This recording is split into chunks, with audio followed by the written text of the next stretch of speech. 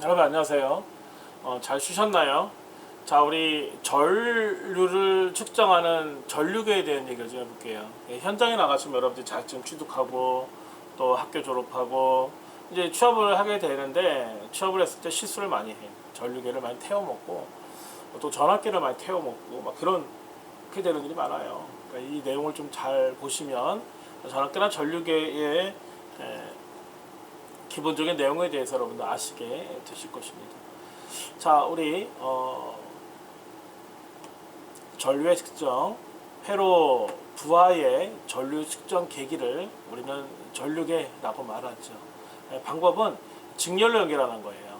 자, 우리 여러분 아직 배우지를 않았기 때문에 잘 이해하지 못하는 말을 제가 좀 할 텐데요. 건전지가 있어요. 건전지를 우리는 기전력이라고 불러요.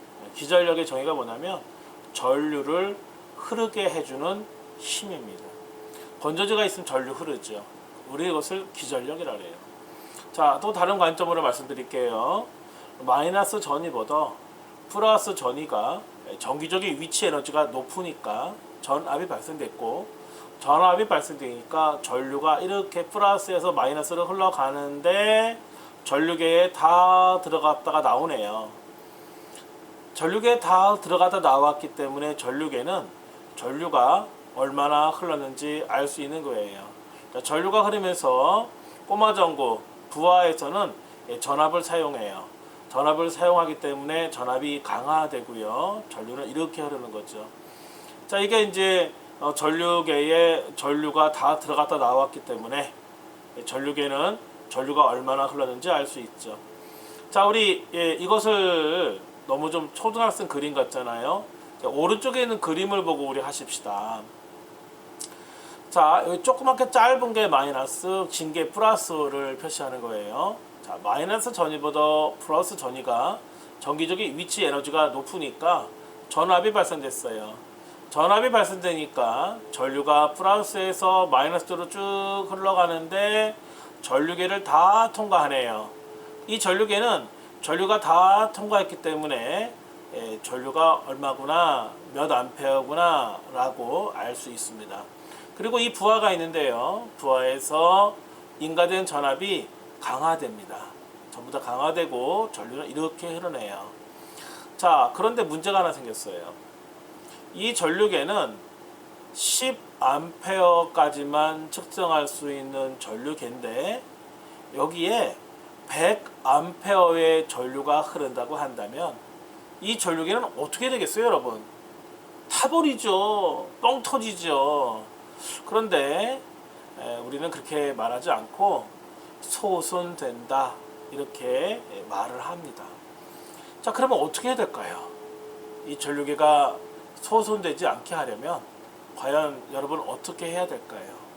자, 우리 동그라미 3번을 보게 되면 전류의 측정 범위를 확대하는 거 있어요. 터지지 않으려면 분류기라는 것을 사용해야 되는 거예요.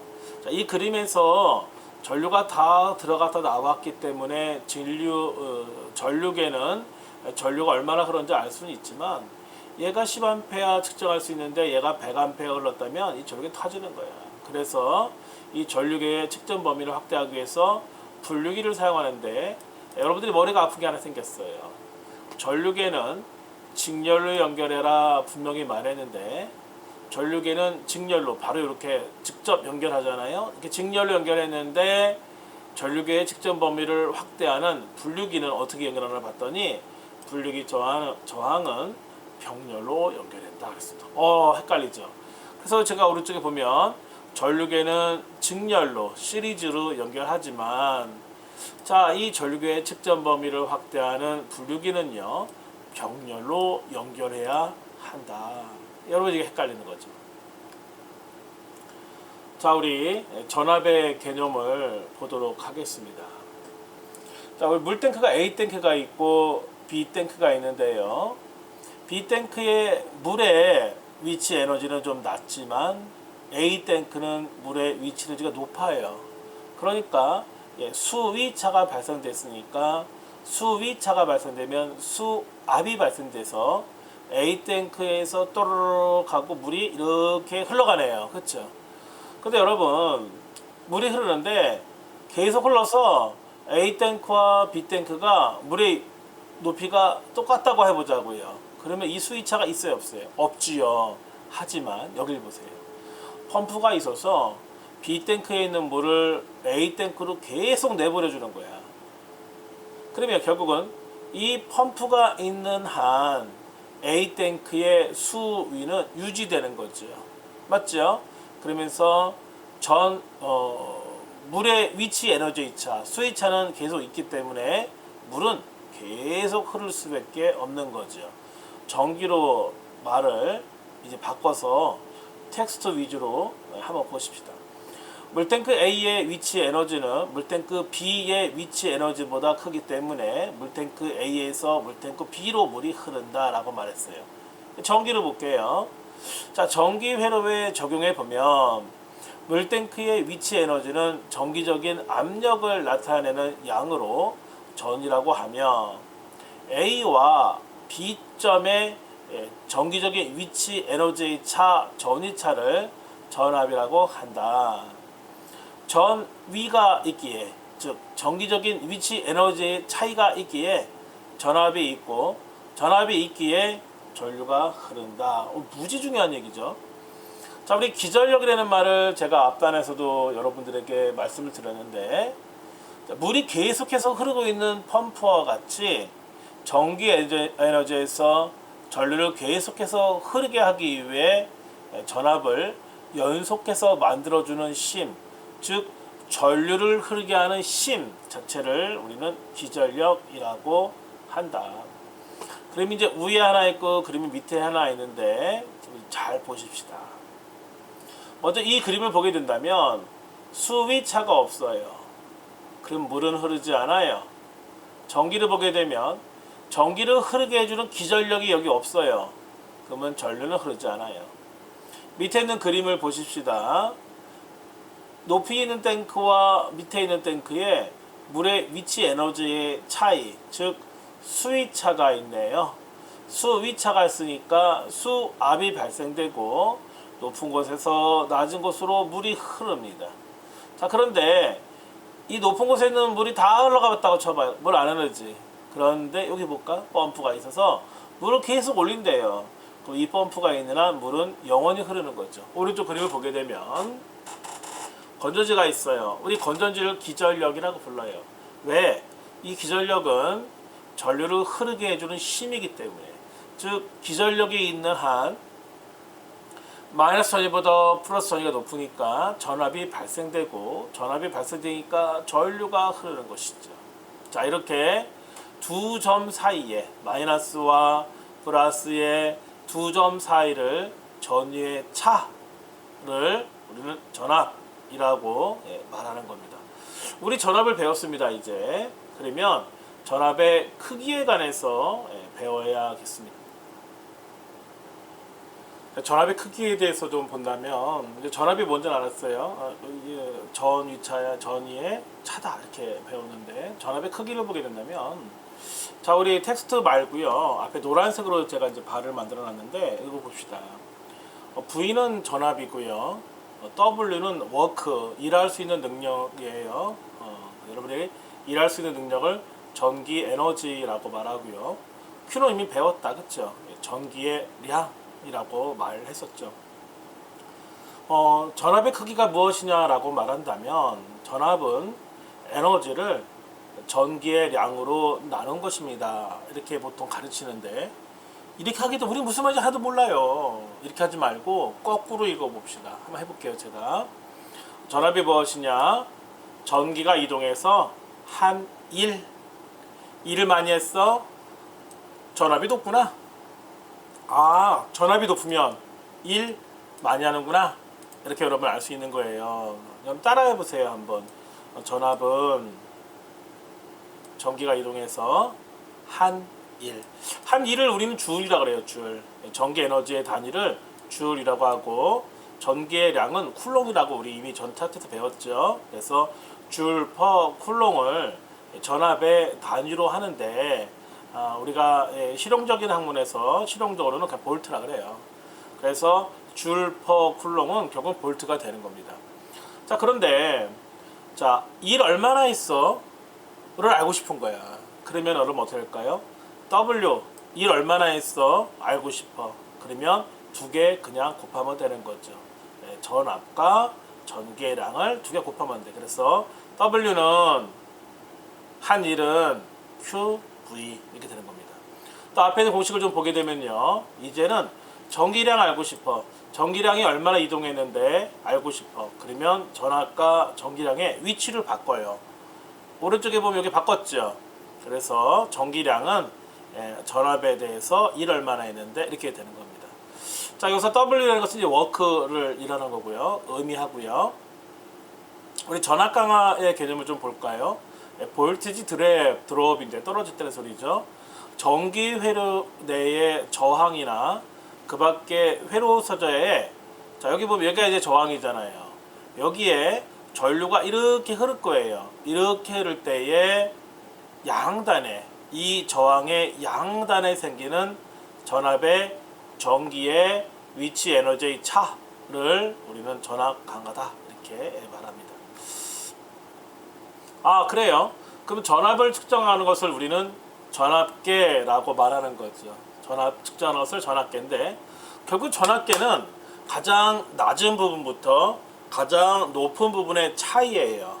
그러면 그림 한번 봅시다. 앞에 있는 거. 건전지가 있어요. 이 건전지의 전압을 알고 싶어요. 그러면 전압계를 가지고 가장 낮은 부분과 가장 높은 부분, 가장 낮은 부분과 가장 높은 부분의 차를 측정하는 전압계예요. 자, 우리 보십시다. 자, 전압계가 가장 높은 부분과 가장 높은 부분을 측정하고 있어요. 그럼 전압이 얼마인지 알 수 있을 거예요. 우리 초등학생 그림 집어치우고 오른쪽에 있는 그림 봅시다. 우리 이제 이런 그림 보면서 이 그림을 판단할 수 있어요. 똑같은 거예요. 자, 우리 마이너스 전이 짧은 게 마이너스고 긴 게 플러스인데, 이 기전력의 전압을 알고 싶어요. 그러면 전압계를 가지고 가장 낮은 쪽과 가장 높은 쪽을 연결하는데, 이게 가장 높은 곳과 낮은 곳 연결하는 것을 우리가 병렬로 연결했다 이렇게 말하는 거예요. 그 전압계는 병렬로 연결하는 게 맞네요. 그런데 여러분, 문제가 하나 생겼어요. 이 전압계는 10볼트까지 밖에 측정할 수 없는데 기전력은요 100볼트예요. 그럼 이 전압계는 어떻게 될까요? 타버리죠. 불나죠. 뻥 터지죠. 라는 말보다는 소손된다 이렇게 말을 하는 게 더 좋을 것 같습니다. 그래서 소손됩니다. 그러면 이 전압계를 보호하기 위해서, 또는 이 전압계의 측정 범위를 확대하기 위해서 필요한 것이 있는데, 왼쪽 아래에 보니까, 자, 전압의 측정 범위 확대하기 위해서 필요한 것이 배율기라는 거예요. 이 이름 석자는 외워 두셔야 되는데, 전압계 측정 범위 확대 배율기. 문제가 뭐냐면 전압계는 가장 낮은 곳과 가장 높은 곳을 측정하는 이렇게 병렬로 연결하는 방식이었었는데, 이 전압계 측정 범위를 확대하는 배율기는 직렬로 연결하래요. 하하, 이게 어려운 거죠, 여러분. 자, 그래서 제가 오른쪽에 암기 요망 이렇게 써놨는데요. 전압계는 병렬로 연결해라, 배율기는 직렬로 연결해라 이렇게 되어 있습니다. 여러분들이 꼭 참조하시면 좋겠습니다. 자, 레지스턴스, 즉 저항의 개념을 보게 된다면, 자, 어떤 물질의 내부에 자유전자가 이동하게 되면 전류가 흐른다. 첫 차트에서 제가 말씀드렸었죠. 자, 물질 내부에는 그 물질을 구성하는 원자가 있으므로 자유전자들은 이 원자들의 틈새를 이동해야 하기 때문에 전류가 이동하는 데에 방해를 받는다. 그림 봅시다. 자, 지금 물이 높이가 높아요. 우리 요거 수위차가 있다. 그 수압이 있다. 수압이 있으니까 물이 흐르죠. 그런데 요 턱쟁이가 없으면 물은 더 잘 흐를 거야. 그치요? 근데 요 턱쟁이 때문에 물이 잘 안 흘러를 우리는 저항이라고 하는데, 이 높이를 우리가 정기적인 위치 에너지차 전압이라고 말한다면 수전압이 발생됐으니까 전류가 흐르겠죠. 그런데 방해하는 요소, 즉 저항이 있으니까 전류가 마음껏 흐르지 못하게 되는 거죠. 자, 우리 저항의 전자운동을 보게 되면 두 개의 그림을 보면서 보십시다. 자, 위에 있는 그림은 저항이 작은 물질 내에서의 전자 마이너스의 운동이고요. 밑에는 저항이 큰 물질에서의 전자 운동인데, 먼저 위에 거를 보게 된다면 플러스는 움직이지 않지요. 왜 안 움직이나요? 무거우니까. 전자보다 1840배 무거우니까. 그런데 전자가 움직이는 게 전류잖아. 전류가 움직이는데 잘 움직이고 있네요, 여러분. 마이너스가 플러스 방향을 향해서 열심히 가고 있네요. 우린 얘를 저항이 작다라고 말하는 겁니다. 그런데 이제 밑에 있는 그림을 보시게 되면 플러스는 움직이지 않아요. 왜? 무거우니까. 1840배 무거우니까. 전자가 움직이는데, 전자가 움직이는 것을 우리는 전류가 흘렀다 이렇게 말한다 했었잖아요. 근데 움직임이 어때요? 잘 움직이지 못하고 있어요. 왜? 저항이 크니까. 이렇게 말하는 겁니다. 우리 저항의 실제를 좀 보게 된다면, 전자의 이동을 방해하는 성질로서 전류의 흐름을 제한하는 소자가 저항이라고요. 자, 저항의 사용을 보게 되면 직렬로 연결하면 저항값을 크게 되는 거고, 병렬로 연결하면 저항값이 작아지는 거죠. 그렇게 함으로써 전류를 많이 흐르기도 하고 적게 흐르기도 하고 이렇게 전류를 조정합니다. 제가 이제 저항을 합니다. 갑자기 콘덴서 얘기를 좀 할 텐데요. 이해하시기 바랍니다. 왜? 두 개의 성질이 반대라서 그렇습니다. 저항을 직렬로 연결하면 그 저항값은 커집니다. 저항을 병렬로 연결하면 그 저항값은 작아집니다. 그런데 콘덴서가 있는데 콘덴서를 직렬로 연결하면 그 값은 작아집니다. 그런데 콘덴서를 병렬로 연결하면 커집니다. 저항을 직렬하면 커져, 병렬로 하면 작아져. 근데 콘덴서는 반대. 직렬로 하면 작아져, 병렬로 하면 커져. 이거예요. 서로 반대라는 거예요. 자, 저항의 실제 모양은 이렇게 생겨 있네요. 전기 저항에 대해서 좀 보십시다. 전기 저항은요, 여기 보면 전선이 있잖아요. 이 전선에 저항이 없다고 치는 거예요. 이 부하만이 저항이다 이렇게 말하는 것을 우리는 전기 저항이다 그랬습니다. 전기 저항은 부하 저항을 의미하며, 이게 부하죠. 전선 자체의 저항은 의미하지 않는 거예요. 자, 읽는 법은 R, 레지스턴스 R, 단위는 오음이라고 읽고, 자, 그 다음에 도기호는 이게 이제 오음의 저항의 기호가 되겠습니다. 자, 우리 고유저항이라는 얘기를 처음에 했었는데요. 고유저항을 뭐라고 하냐면 또 저항률, 또한은 비저항이라고도 이렇게 말을 하는데요. 이 텍스트 읽기 전에 그림 먼저 봅시다. 전선이 1m당 요 단면적이 갖는 저항의 크기를 고유저항이라고 해요. 텍스트 볼게요. 단위 길이 미터와 단위 단면적 스퀘어 미터인 물체의 저항을 고유저항이라고 한다고요. 그런데 얘는 물체에 따라서 다 다르다고요. 자, 우리 단위를 좀 볼게요. 퍼 미터, 미터당 단면적 스퀘어 미터가 갖는 저항 오음을 우리는 고유저항 로우라고 말하는 건데, 여기 보니까 스퀘어 미터와 미터는 약분된다, 그렇죠? 얘 약분되니까 뭐만 남았어요? 5옴 미터. 그래서 5옴 미터가 고유저항의 단위다라고 말할 수 있습니다. 여기다 연필을 쓰면 좋겠어요. 나 이거 연필을 어떻게 하면 쓸 수 있을까? 근데 여기 보면 저는 지금 이게 어도비라고 해야 되나? 어도비 아크로밧 프로 DC라는 프로그램이네요. 이게 지금 여기 보면 연필 그런 게 있어요. 있기는. 근데 이게 연필을 찍으면 안 돼. 희한하죠? 연필이 있는데 이게 표시가, 한번 더 해볼까? 안 돼. 이상해. 왜 안 되나 모르겠어. 이제 나도 모르겠어. 왜 안 되는지. 어쨌든 연필 하는 거 아는 분이 있으면 저한테 얘기 좀 해주세요. 다른 거 해볼까? 수업 시간이라 말하기가 좀 어렵네요.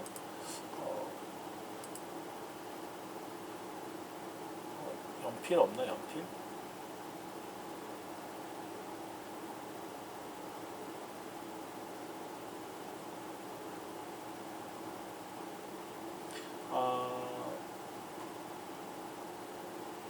재난건설안전과 학생 중에 혹시 그거 하시는 분이 있으면 저한테 얘기 좀 해주세요. 제가 잘 모르겠어요. 자, 무슨 얘기하고 싶은 거냐면 전선 1m당 단면적이 갖는 저항의 크기를 고유저항이라고 하는데, 이는 학문하는 사람들이 이렇게 얘기하는 거지 실제적으로 현장에서 일하는 사람들이 이런 얘기 들으면 웃어요. 왜냐면 전선의 단면적은 불과 몇 미리밖에 안 돼요. 전선은 얇아요. 얇은데 무슨 제곱 밀리미터, 스퀘어 미터 나올 수 있겠어요. 스퀘어 미터 나올 수 없어요. 다 밀리미터가 나오죠. 그럼 이 단위 맞지 않는 거예요. 그래서 오른쪽에 보니까 공학 단위인 오hm 스퀘어 미터 퍼 미터는 약분하니까 오hm 미터가 되는 것까지는 맞지만 이게 현실 감각이 없는 거죠. 왜냐면 실용 단위는 스퀘어 밀리미터 퍼 미터. 전선 1m당 단면적은 얇다고요. 미터가 나올 수 없다고요. 그래서 스퀘어 밀리미터당의 저항을 갖는 것을 실용 단위라고 했다고요. 그러면 1오미터를 실용 단위로 바꾸면 어떻게 될까를 봤을 때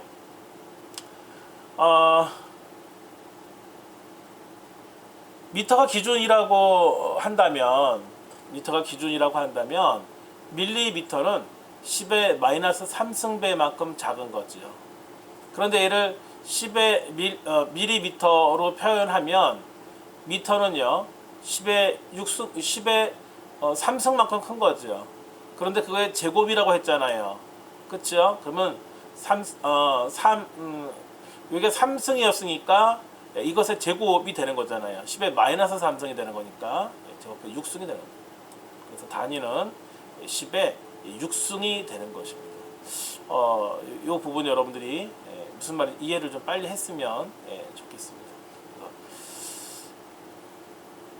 3승이기 때문에 제곱하니까 6승 됐다. 여러분들이 그래서 10의 6승 오hm 스퀘어 밀리미터 퍼 미터라는 것을 여러분들이 확인하시면 되겠습니다. 전선 자체의 저항을 본다면 여태까지 우리는 전선 자체의 저항이 없고 부하 저항만 있어요 라고 말을 했었는데, 자 이제는 부하 저항을 의미하지 않고 전선 자체의 저항을 좀 보겠다는 거예요. 이게 맞는 거죠. 왜냐면 전선에 저항이 있는 거 맞잖아요. 그래서 전선 1m당 요 단면적이 갖는 저항의 크기를 고유 저항이다 이렇게 말했죠.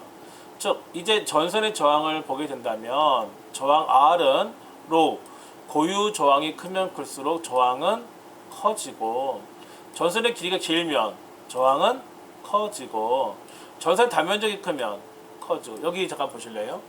이게 전선인데요. 전선이 굵으면 전류는 잘 흐를까요? 왜? 전선의 가운데로 전류가 들어가서 가운데로 나오나요? 전류가? 아니면 전선의 표면으로 흐를까요? 전선의 표면으로 흘러요. 그럼 전선이 굵으면 굵을수록 전류는 더 많이 흐르는 거네요. 그래서 앞에 화면 보시면 A, 전선의 단면적이 크면 클수록 저항은 작아지는 거죠. 그런데 전선의 단면적인 것은 결국은 원은 동그라니까 원의 단면적이 되는 거죠. 이 원의 단면적을 구하는 방법은 반지름 곱하기 3.14예요. 그럼 반지름이 R이니까 R의 제곱에 파이 되는 거죠. 맞죠? 그래서 파이 R 제곱 이렇게 말하는 겁니다. 그런데 여러분 여기 자가 있어요. 자로 이 전선의 단면적에 지름을 이렇게 재는 게 편할까요? 아니면 지름을 이렇게 반지름을 재는 게 편할까요? 지름을 재는 게 편할까요? 이 물어보는 이유가 있어요. 화면에 원의 단면적은 반지름 곱하기 3.14램이에요. 그럼 반지름을 구해야 되잖아. 근데 반지름 구하기가 너무 어렵잖아. 그러니까 지름을 구한 다음에 반으로 나누면 반지름이죠. 그래서 지름 구하기 더 편하잖아요. 밑에 공식 볼게요. 이 D가 지름입니다. 그래서 지름을 2로 나눴어. 그럼 반지름이죠. 반지름의 제곱에 파이 하면 원의 면적이 되는 겁니다. 그런데 요 제곱을 분모 분자에 다 계산해 줘야겠죠. 그러면 결국은 파이 가로 열고 2분의 D에 가로 닫고 제곱은요 계산하면 4분의 파이의 D 제곱이 되는 겁니다. 자, 도전율은 이제 다음 시간에 제가 하려고 하는데 맛을 좀 본다면 고유 저항의 역수다, 반대다, 여러분들이 아시면 되겠습니다. 다음 주 차에 뵙도록 하겠습니다, 여러분들.